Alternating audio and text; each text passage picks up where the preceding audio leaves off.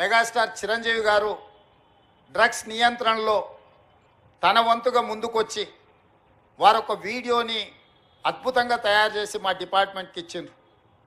చిరంజీవి గారు లాంటి వాళ్ళు ముందుకొచ్చి తెలంగాణ ఈ దేశంలో ఉన్న యువత డ్రగ్స్ మహమ్మారిన పడితే జరగబోయే నష్టాన్ని వారే ముందుకొచ్చి ఒక అవేర్నెస్ ప్రోగ్రాంలో వారు భాగస్వాములు అయినందుకు, ఆ విజువల్స్ మా కోసం ఇచ్చినందుకు చిరంజీవి గారిని మనస్ఫూర్తిగా నేను అభినందిస్తున్నా.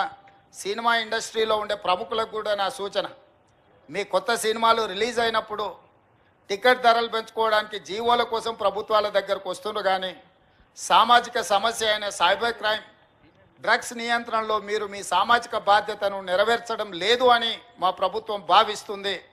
నేను మా అధికారులకు సూచన చేస్తున్నా, రేపు ఎవరైనా కొత్త సినిమా రిలీజ్ అవుతుంది, సినిమా ధరలు పెంచాలి అని ప్రభుత్వం దగ్గరికి అప్లికేషన్ వస్తే వాళ్ళు డ్రగ్స్ నియంత్రణ సైబర్ క్రైమ్ నియంత్రణలో ఒక అద్భుతమైన వీడియో ఫుటేజ్ను ఆ సినిమాలో ఏ స్టార్స్ ఉన్నారో అదే స్టార్స్తో వాళ్ళు ఒక ప్రోగ్రాం మనకు చేసి ఇవ్వాలి.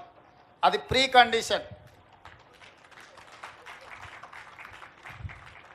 నేను స్పష్టంగా మా అధికారులకు ఆదేశిస్తున్నాను, ఎంత పెద్దవాళ్ళు ఎవరు వచ్చి మనల్ని రిక్వెస్ట్ చేసినా వాళ్ళు సైబర్ క్రైమ్కు సంబంధించి డ్రగ్స్ నియంత్రణకు సంబంధించి ఆ సినిమాలో నటించిన తారాగణం, ఆ సినిమా ప్రొడ్యూసర్స్ 1.5-2 మినిట్స్ నిడివిగల ఈ సమాజాన్ని పట్టి పీడిస్తున్న వీటికి వ్యతిరేకంగా వాళ్ళు మనకు వీడియో విజువల్స్ తీసుకొచ్చి ఇస్తేనే వాళ్ళకి ఏమైనా వెసులుబాటు సౌలభ్యాలు ఇవ్వాలి.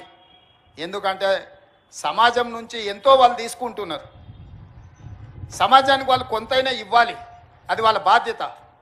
అట్లా కాకుండా మేము 100 కోట్లు పెట్టుబడి పెట్టినాం ఆ సినిమాకు, మేము టికెట్లు పెంచుకొని మేము సంపాదించుకుంటామన్న ఆలోచన ఏదైతుందో మంచిదే, మీ వ్యాపారం మంచిదే, కానీ సామాజిక బాధ్యత డ్రగ్స్ నియంత్రించకపోతే, ఈ సైబర్ క్రైమ్లను నియంత్రించకపోతే ఈ సమాజమే నిర్వీర్యం అవుతుంది. ఈ సమాజాన్ని కాపాడాల్సిన బాధ్యత, ఈ సమాజానికి సహకరించాల్సిన బాధ్యత సినీ పరిశ్రమ మీద ఉన్నది.